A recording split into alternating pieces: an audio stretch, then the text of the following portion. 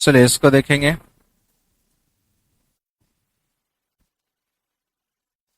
Discount है chapter का नाम। हिंदी में इसको छूट बोलते हैं या तो इसको बट्टा बोलते हैं। ठीक है, छूट बोलते हैं या बट्टा बोलते हैं। छूट मिलता है किस पे? अंकित मूल्य पे। अंकित मूल्य को और क्या क्या नाम से जानते हैं?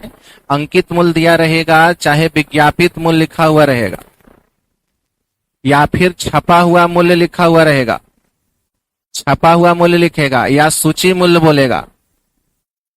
इंग्लिश में इसको बोलते हैं मार्क्ड प्राइस।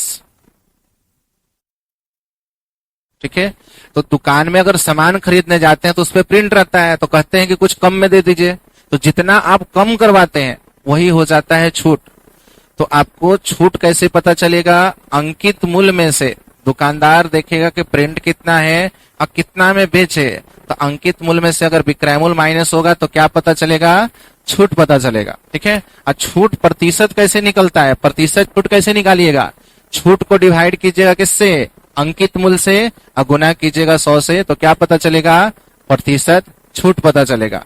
ठीक है, प्रतिशत छूट कैसे? छूट डिवाइड होगा किससे?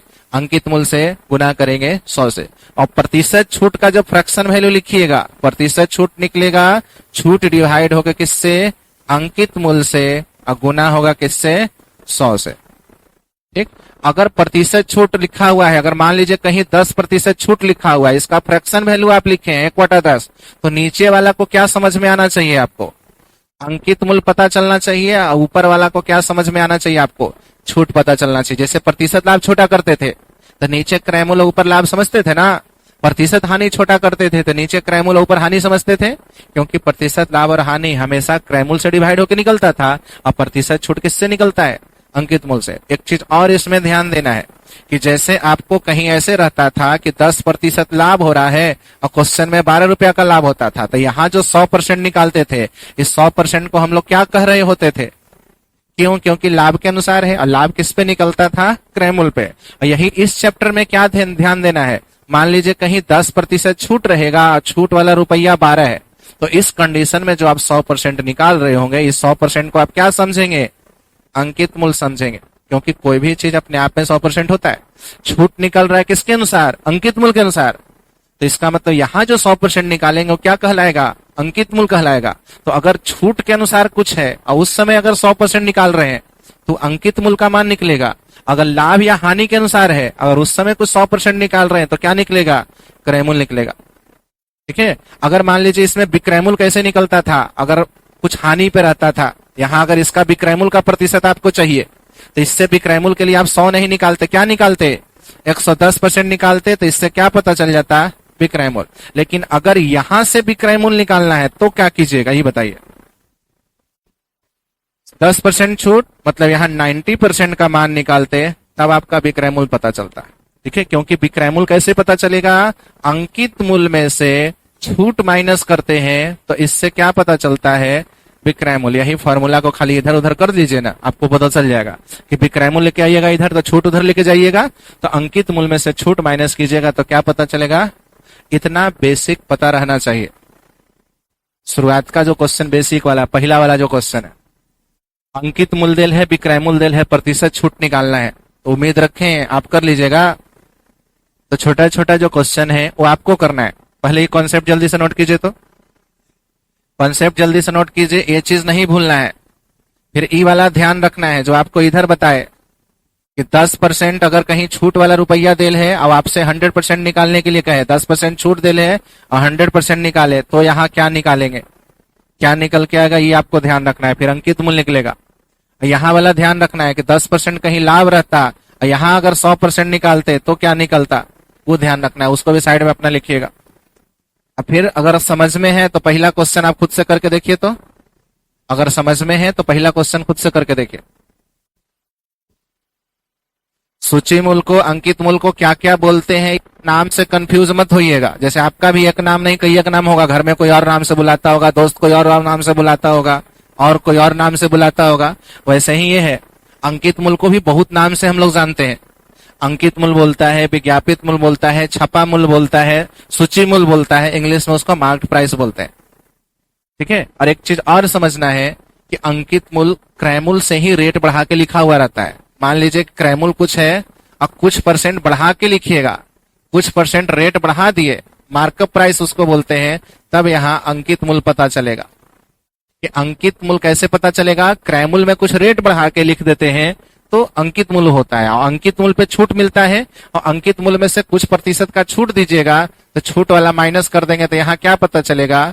विक्रय मूल पता चलेगा। वो सब फ्लो क्वेश्चन का समझ में आना चाहिए, बाकी क्वेश्चन बाई क्वेश्चन समझाएंगे, लेकिन बेसिक तो समझ में थोड़ा आना चाहिए कि अंकित मूल क्या है।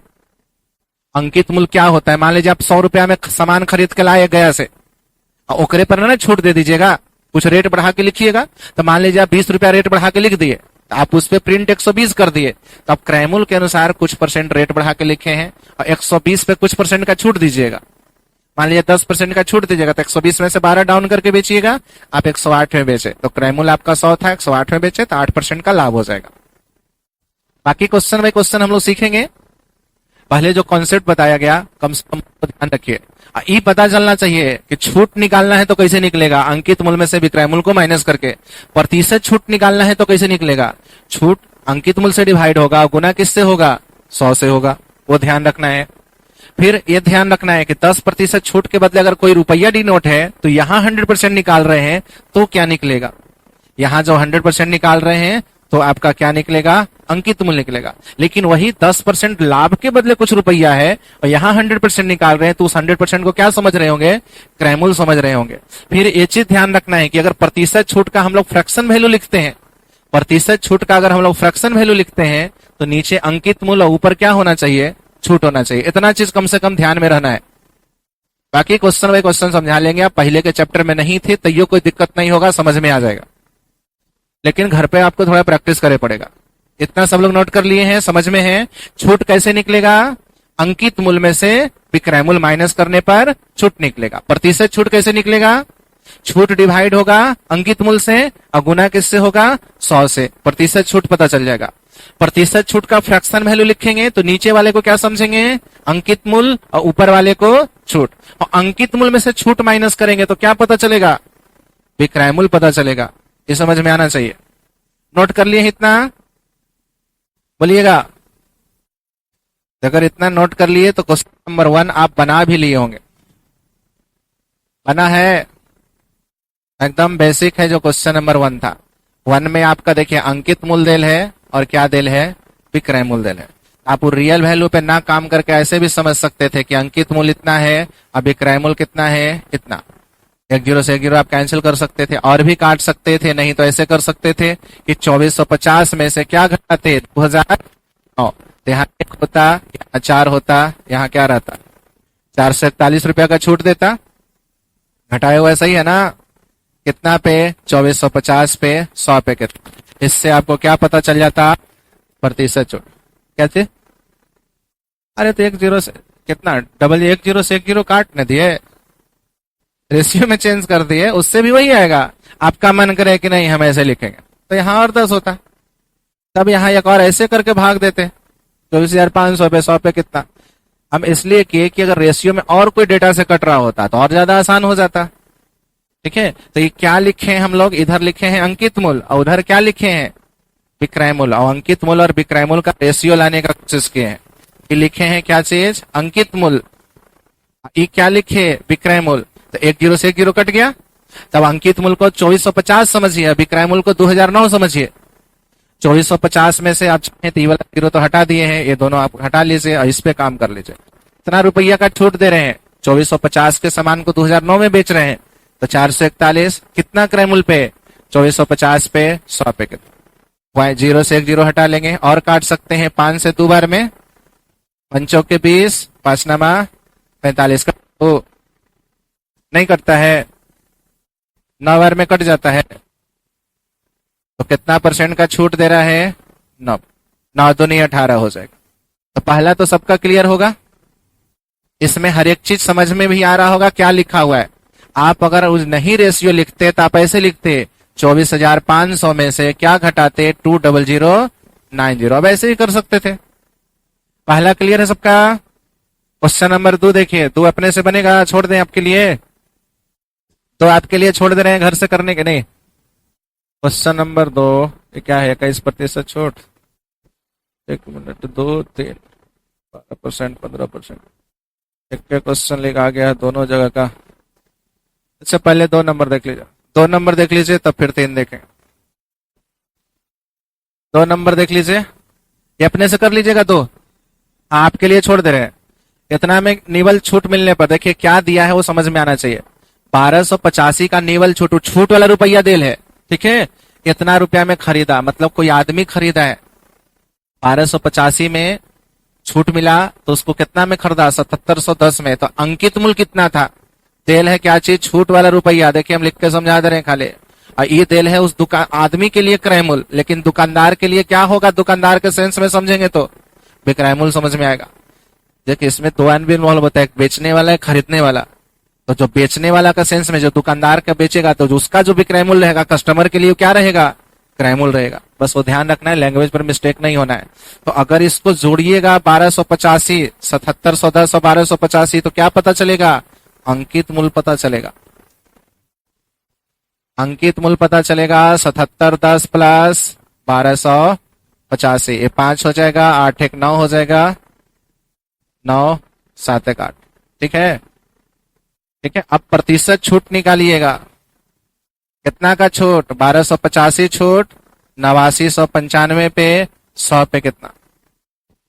आई खरीद, इससे कंफ्यूज मत होइएगा। ये खरीदा किसके सेंस में लिखा है? कस्टमर के सेंस में लिखा है। दुकानदार के सेंस में क्या रहेगा? विक्रय मूल्य रहेगा। तो कंफ्यूज मत होइएगा। 2 नंबर उतना पे सॉल्व कर लीजिएगा घर पे। अब इसको थोड़ा देखिए, इसमें जो पहले सीखे हैं थोड़ा सा खाली वही समझदारी अपनाना है। लास्ट में क्या पूछा? क्रय मूल्य और विक्रय मूल्य का अनुपात। ये प्रतिशत लाभ चाहे प्रतिशत हानि से ही पता चल जाता है कि नहीं? तो फिर एकरा में आपको ये छूट से कोई मतलब नहीं रखना है। आपको इस 21% से काम चल जाएगा, क्रय मूल्य और विक्रय मूल्य का अनुपात पता चल जाएगा। ठीक है, 100 का सामान 121 में बेच देंगे, क्योंकि इसमें खाली प्रतिशत क्या पूछा? क्रय मूल्य और विक्रय मूल्य का अनुपात। आप 21% को ही खाली छोटा कीजिएगा तो 21 बटा क्या दिखेगा? नीचे क्रय मूल्य, ऊपर वाला को क्या समझेंगे? लाभ। एकरे से खाली क्रय मूल्य और विक्रय मूल्य का अनुपात पता चल जाएगा। 100 का सामान 21 लाभ पे कितना में बेच देंगे? इस क्वेश्चन के लिए छूट का कोई जरूरत ना था। अगर कुछ और पूछता तो जरूरत पड़ता, वो आगे के क्वेश्चन में हम लोग सीखेंगे। अगर खाली आपसे क्रय मूल्य और विक्रय मूल्य का अनुपात पूछा तो प्रतिशत लाभ या प्रतिशत हानि से ही पता चल जाएगा, उसके अलावा कोई दूसरा चीज का जरूरत नहीं पड़ेगा। अगर इसमें क्रय मूल्य की जगह, विक्रय मूल्य की जगह पे कुछ और पूछता तो हम लोग इसका भी यूज करते, जो आगे के क्वेश्चन में हम लोग सीखेंगे। इस क्वेश्चन में खाली क्रय मूल्य और विक्रय मूल्य का अनुपात पूछ दिया तो खाली किससे काम चल जाएगा? 21% जो लाभ लिखा है क्वेश्चन में, इसी से खाली काम चल जाएगा। छूट वाला का कोई इन्वॉल्व नहीं करना है इसमें। उसका जरूरत कब पड़ता? अगर ये क्वेश्चन में पूछ देता अंकित मूल्य, क्रय मूल्य और अंकित मूल्य का अनुपात अगर कभी पूछ देता, क्रय मूल्य और अंकित मूल्य का अनुपात पूछ देता, जो हम लोग आगे सीखेंगे कि अगर क्रय मूल्य और अंकित मूल्य का अनुपात पूछता तो इसमें देखिएगा डायरेक्ट अगर ऐसे करेंगे, छूट माइनस करके हम लोग लिखेंगे क्रय मूल्य के सामने और लाभ जोड़ के लिखेंगे अंकित मूल्य के सामने। अगर क्रय मूल्य अंकित मूल्य का अनुपात पूछता तो हम लोग ऐसे लिखते, जो आगे पूरा डिटेल में करके समझाएंगे। आगे का क्वेश्चन आने दीजिए, उसमें पूरा डिटेल में समझाएंगे कि ऐसा क्यों लिखते हैं। अभी जरूरत था क्या चीज? क्रय मूल्य और विक्रय मूल्य, तो खाली प्रतिशत लाभ वाला से ही आपको काम चल जाता। 3 क्वेश्चन तो क्लियर समझे? तू आपके कॉपी में इतना ही नहीं छूटा हुआ रहना चाहिए, जो भी आपको करना है घर पे कर लेना है। ऐसा ना कि आप भी इतने छोड़ ले रह जाए। तो कैलकुलेशन अगर घरे कीजिएगा तो फायदा दिखेगा। अब इसको देखिए क्या बोला है, क्वेश्चन थोड़ा पता चलना चाहिए। 4 नंबर ही ना है। बोला है एक दुकानदार एक वस्तु की कीमत इस प्रकार अंकित करता है कि क्रय मूल्य अंकित मूल्य पर कितना छूट दे? 12.5%। फिर भी उसको कितना लाभ हो जाए? 15%। तो आपसे पूछा है अंकित मूल्य का विक्रय मूल्य से अनुपात। अंकित मूल्य और विक्रय मूल्य का रेशियो के लिए अब एकरा में ये लाभ का कोई आवश्यकता ना है। ठीक है, पिछला में समझाए क्या चीज कि अगर आपको कभी क्रय मूल्य और विक्रय मूल्य का रेशियो की जरूरत पड़े तब खाली प्रतिशत लाभ या प्रतिशत हानि से काम चल जाएगा। और इस क्वेश्चन में देखिए आपको चाहिए अंकित मूल्य और विक्रय मूल्य का अनुपात। तो अंकित मूल्य और विक्रय मूल्य का रेशियो खाली प्रतिशत छूट वाला से ही पता चल जाता है। प्रतिशत छूट लिखते हैं तो ऊपर छूट लिखते हैं और नीचे क्या लिखते हैं, अंकित मूल्य लिखते हैं। तभी क्वेश्चन में कितना परसेंट छूट है, 15% है ना छूट। हाँ 12.5%, वो तो 15% लाभ वाला है, तो 12.5% छूट है। इसका फ्रैक्शन वैल्यू प्रतिशत छूट करते हैं छोटा, तो नीचे क्या चीज, ऊपर क्या चीज, एकरे से खाली पता चल जाएगा अंकित मूल्य और विक्रय मूल्य का रेशियो कि 8 का समान 1 छूट पे कितना में, 7 में। बस इसमें इतना ही था, एकरा में 15% लाभ का कोई जरूरत नहीं था। तो इस अलग अलग क्वेश्चन कराया गया दोनों कि अंकित मूल्य और विक्रय मूल्य का रेशियो चाहिए, तो खाली क्या कर जरूरत पड़ेगा, प्रतिशत छूट से काम चल जाएगा। प्रतिशत छूट से ही खाली काम चल जाएगा, अंकित मूल्य और विक्रय मूल्य का रेशियो। अब पिछला में अगर क्रय मूल्य और विक्रय मूल्य का रेशियो चाहिए तो इससे खाली प्रतिशत लाभ से काम चल जाएगा। दोनों थोड़ा बेसिक कॉन्सेप्ट के लिए ध्यान रखना है कि प्रतिशत छूट से हम लोग को क्या चीज का रेशियो मिलता है और प्रतिशत लाभ से क्या चीज का रेशियो मिलता है। रहेगा ध्यान कि प्रतिशत छूट वाला से अंकित और मूल्य और विक्रय मूल्य का रेशियो मिल जाएगा और प्रतिशत लाभ से क्रय मूल्य और विक्रय मूल्य का रेशियो मिल जाएगा। अगर कुछ और पूछता तब प्रतिशत लाभ का इसमें जरूरत पड़ता, जैसे हाँ पूछता ना तो बताएंगे ना, काहे लाख वकाल है, पहले अलग अलग छोटा छोटा चीज बताने दीजिए ना। अगर आपसे पूछता क्रय मूल्य और अंकित मूल्य का रेशियो, तो छूट माइनस करके लिखते हैं हम लोग क्रय मूल्य के सामने, या लाभ जोड़ के लिखते हैं अंकित मूल्य के सामने। वो सब डिटेल में समझाएंगे, उसके लिए मत तकवाइए, कुछ ना छूटेगा। बस समझाने की कोशिश ये किया जा रहा है कि अगर प्रतिशत लाभ रहेगा तो उससे क्या चीज का रेशियो लिख पाइएगा, प्रतिशत छूट रहेगा तो उससे क्या चीज का रेशियो लिख पाइएगा। ठीक है, उसके लिए कितना का जरूरत है, इसके लिए कितना का जरूरत है। बाकी कुछ और पूछेगा, सब क्वेश्चन हम लोग सीखेंगे। बस इससे इसका ध्यान रखिए कि प्रतिशत लाभ नहीं भी रहता तो प्रतिशत छूट से ही हम लोग क्रय मूल्य और अंकित मूल्य और विक्रय मूल्य लिख सकते थे। 4 हो गया ना सबका। 5 नंबर पढ़ के देखिए। बोला है वस्तु का अंकित मूल्य 500 है, खुदरा विक्रेता को उसको 30% छूट पे मिला, तो उस वस्तु को अंकित मूल्य पर ही बेचता तो लाभ प्रतिशत। देखिएगा इसमें आपको ही 500 से फिर कोई मतलब ना है, क्योंकि लास्ट में क्या चीज में पूछा, प्रतिशत में। तो खाली क्वेश्चन इतना समझिए कि टिकारी का दुकानदार गया से सामान खरीद के लाया और उसको वहां 30% छूट में मिल गया। अब यहाँ कस्टमर को कुछ छूट नहीं दिया, जितना प्रिंट था उतने में बेचा, तो उसका कितना % का लाभ है, खाली वो पूछना चाहा है। ठीक है, तो देखिए पहले 100 पे समझा दे, फिर छोटा करके लिख देंगे। मान लीजिए 100 का सामान उसको 30% छूट पे उसको कितना में मिल गया था, 70 में। अब यहां लाके वो 100 में बेच रहा है, तो कर लाभ तो 30 रहेगा, लेकिन अब वो लागत मूल्य उसका कितना है। अब 30 लाभ चेक करेगा किस पे, 70 पे, 100 पे कितना, इससे उसका प्रतिशत लाभ पता चलेगा। तो क्या पता चलेगा, 300 का 7%, 7 28 बच गया 2, 7 दूनी 14, 42.86% का उसको क्या हो जाएगा, लाभ। अरे फी लेके आना है, फी लगी 12 तारीख हो गया, तब का 31 तारीख के दोगे कि रेंटवा कब देंगे। अपना नहीं, थोड़ा हमरो बारे में सोचो कि रेंट नहीं जाएगा तो फिर क्या सोचेगा कि मास्टर पैसा रखता है, आपका चलते हमारा इमेज खराब होगा। आप इसको छोटा करके ऐसे लिख सकते हैं 30% 3/10। तो इसमें समझ सकते थे कि 10 वाला चीज उसको 3 छूट पे मिल गया है, 7 में रेशियो से ऐसे लिख सकते थे कि 10 वाला उसको 7 में मिल गया, तो उसको डिस्काउंट कितना का मिला था ये पता चलता। अब अपना दुकान पे डिस्काउंट न दिया, लेकिन उसका लागत कितना ही तो समझ में है कि उसका लागत 7 है। अब यहाँ 10 में बेच देता है तो उसको लाभ तो यही 3 का रहेगा, तो 3 लाभ होगा। अब कितना क्रय मूल्य पे, 7 पे, 100 पे कितना, चाहे इससे कीजिए चाहे वैसे कीजिए, दोनों एक ही चीज है। बस समझ में आना चाहिए कि हो क्या रहा है। क्वेश्चन समझ में आया कि वो कहीं से जो खरीद कर आया तो वहां छूट मिला और यहाँ अंकित मूल्य पर बेच दिया, यहाँ कोई छूट ना दिया। तो ये 500 रहता चाहे 599 रहता, वो 500 का जरूरत कब पड़ता, जब रुपया में लाभ पूछता तब वो कर जरूरत पड़ता।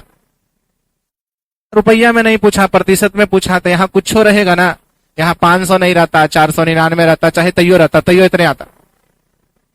वही तो समझाने की कोशिश की शुरुआत से कि अगर प्रतिशत में कहीं पूछे तो क्वेश्चन का रियल डेटा से मतलब ना रखते हैं, शुरू से बताए हैं। अगर रुपया में पूछता उसको कितना रुपया का लाभ हुआ, तब हम लोग ऐसे निकालते, 500 भी करते तब भी हो जाता। यहाँ 500 लेके चलते थे, कितना गुना था, 5 गुना, इसका 5 गुना करते तो उसको 150 का लाभ हो जाता। अब यही ना करते कि 500 का सामान उसको 30% छूट पे मिल गया था, तो 150 रुपया कम में मिल गया था, 350 में खरीद लिया और ला के अपना दुकान पे 500 में बेचेगा तो लाभ कितना का होगा? यही ना 150 का लाभ होगा। ठीक है, अब इसे निकाल सकते थे 150 लाभ कितना पे? 350 पे, 100 पे कितना? लेकिन ये 500 था तो कर लिए इस पे। अगर यही 499 रहता तो कैलकुलेशन करने में दिक्कत होता कि नहीं? लेकिन आंसर तो प्रतिशत में ही आता।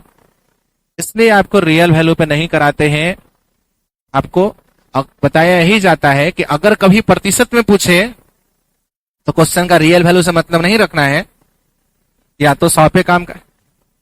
रेशियो वाला वही ना समझाए कि 30% छूट पे मिला, मतलब अंकित मूल्य कितना था? 10, 3 छूट पे वो खरीद लिया साथ में। तो इस दुकानदार के सेंस में नहीं लिख रहे हैं, जो खरीद के लाए उसके सेंस में कि अंकित मूल्य कितना था उसका, वो खरीद लिया कितना में? 7 में। अब 7 वाला चीज वो लाके अपना दुकान पे छूट नहीं दे रहा, 10 में बेच दे रहा, तो 3 लाभ हो रहा है उसका। कितना क्रय मूल्य पे? 7 पे 100 पे। अगला क्वेश्चन पढ़ के देखिए, 4 हो गया, 5 पढ़ के देखिए। 5 भी वही है, छठा है, 5 मिसिंग है क्या? 5 हो गया। चलिए 6 देखिए। तो बोला है अंकित मूल्य पर 45% छूट देता है, इस प्रकार वह क्रय मूल्य पर ही वस्तु बेचता है। ज्ञात कीजिए उसको कितना %, ज्ञात कीजिए उसने कितने प्रतिशत अधिक मूल्य अंकित किया था। एक्सॉक्यूपर offers discount of 45% on the MRP of his goods and thus ends up selling at CP. मतलब ऐसा है, देखिएगा कि वो अंकित मूल्य पर 45% छूट पर बेचा। मान लीजिए कि 100 प्रिंट किए हुए हैं, एकरा में 45% अगर छूट देता तो कितना में बेचता? अभी देखिए लास्ट में लैंग्वेज थोड़ा समझिएगा, वह क्रय मूल्य पर ही वस्तु को बेचता है, मतलब उसका क्रय मूल्य यही 55 है। ठीक है, तो यही बोला है कितना % रेट बढ़ेले है। देखिए क्वेश्चन ही बोला है कि अंकित मूल्य पर अगर वो 45% छूट पर बेचता है तो 55 में बेचता है, तो 55 ही उसका क्रय मूल्य है। क्वेश्चन के अनुसार यही लिखा है, ये वाला लाइन को पढ़िएगा ध्यान से। वह इस प्रकार वह क्रय मूल्य पर ही वस्तु को बेचता है, मतलब जितना में बेचा है वही उसका क्या है? क्रय मूल्य। अब 55 के समान पे कितना प्रिंट कर लेता? 100 प्रिंट कर लेता, मतलब कितना बढ़े लेता? 45 बढ़े लेता, कितना लागत मूल्य पे? रेट बढ़ाने वाला ही ना क्रय मूल्य से डिवाइड करते हैं। 45 बढ़े लेता 55 पे, 100 पे कितना काट लेंगे? 5 से 11 बार में, नहीं तो 5 से इसको काटिए ना 9 बार में। 900 बटा 11, 11 8 88, बच गया कितना? 2, 11 1 11, भाग दे के देख लीजिएगा, 88 81.8 बना जाएगा। क्या था क्वेश्चन, समझ में आया? क्वेश्चन देखिए ऐसे समझ लीजिए, छोटा करके भी कीजिएगा तो वही होगा। देखिए ये क्वेश्चन कौन सा है? प्रतिशत वाला, थोड़ा याद रखिए। प्रतिशत वाला में एक चीज बताए होंगे कि जितना ये ज्यादा है उतना ही घटेगा, वही वाला क्वेश्चन है कि यहाँ 55 घट 45 कम है तो 45 ही नहीं बढ़ रहा है। क्वेश्चन एक प्रतिशत वाला याद कीजिए, ऐसे था ए बी से अगर रहता कि 45% कम है तो बी ए से कितना % अधिक है याद? पिछला क्वेश्चन ये क्वेश्चन दोनों यही वाला है। ए बी से 45% कम है तो बी ए से कितना % अधिक है, जो इसको हम लोग रेशियो में से लिखते। ए बी से 45% कम तो 45% क्या लिखते? 9/10। हाँ 9/20, अच्छा 20 तो 20 लिखते हैं। इसको कितना लिखते? कम को 11 लिखते, कम को 11 लिखते। तो वैल्यू में कितना कम है? 9, तो वैल्यू में 9 ना ज्यादा है, तो डायरेक्ट बनावे वाला कहते होंगे कि प्लस में है तो उतना ही कम रहेगा। अब जोड़ के रहता था तो जोड़ के डिवाइड करते थे, ये करते थे। यहां वाला देखिए क्या है, फिर से 100 वाला समझ लीजिए।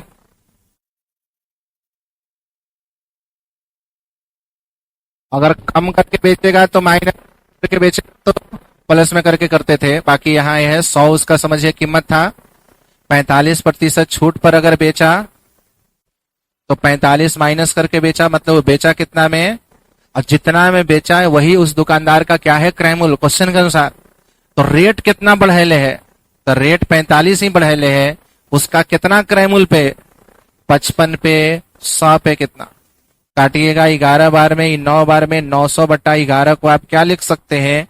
81.81%। और देखिए वही क्यों था? 45% मतलब क्या चीज? 9/20 कम है, मतलब ये माइनस के साथ है, तो 9 कम है तो 9 ही ज्यादा रहेगा, माइनस है तो माइनस करके डिवाइड करते थे। याद आया? वही चीज है 900/11, यहां से भी आ रहा है। सेम यही चीज यहां वाला भी था कि 30% छूट दिया। 30% क्या चीज? 3/20 10, 3 छूट दिया है तो 3 ही तो उसका लाभ होगा, और घटा के डिवाइड कर देंगे। यही 300/7 है ये वाला, देखिए। लेकिन लैंग्वेज पता चलना चाहिए कि किस पे है। बाकी अभी जो चैप्टर समझ रहे हैं उसके साथ भी समझ सकते हैं। आज हम लोग किए हैं कहां तक? 6 तक। अभी कुछ कॉन्सेप्ट नहीं बताए हैं, इसलिए आगे का क्वेश्चन आज तो नहीं रखेंगे आपसे, लेकिन बीच में एक आध को छोड़े थे आपके लिए। कितना नंबर छोड़े थे? 2। तो 2 थोड़ा आपको कर लेना है। इधर 7 नंबर जो अभी सीखे हैं वही है, 8 भी अभी जो सीखे हैं वही है। तो 7 8 बना के लाना है, 7 और 8 बना के लाना है। अभी जो सीखे हैं वही है दोनों, 7 और 8। तो 7 और 8 बना के लाना है, 9 से हम कल बताएंगे। तो क्वेश्चन नंबर 2 7 और 8, 3 क्वेश्चन आपके लिए होमवर्क है। क्वेश्चन नंबर 2 7 और 8। गर्ल्स लोग में जिनका फी नहीं आया कोशिश कीजिएगा कल फी पे करने के लिए, जून का। गर्ल्स लोग में जिनका फी नहीं आया है कोशिश कीजिएगा कल जून का फी पे करने के लिए।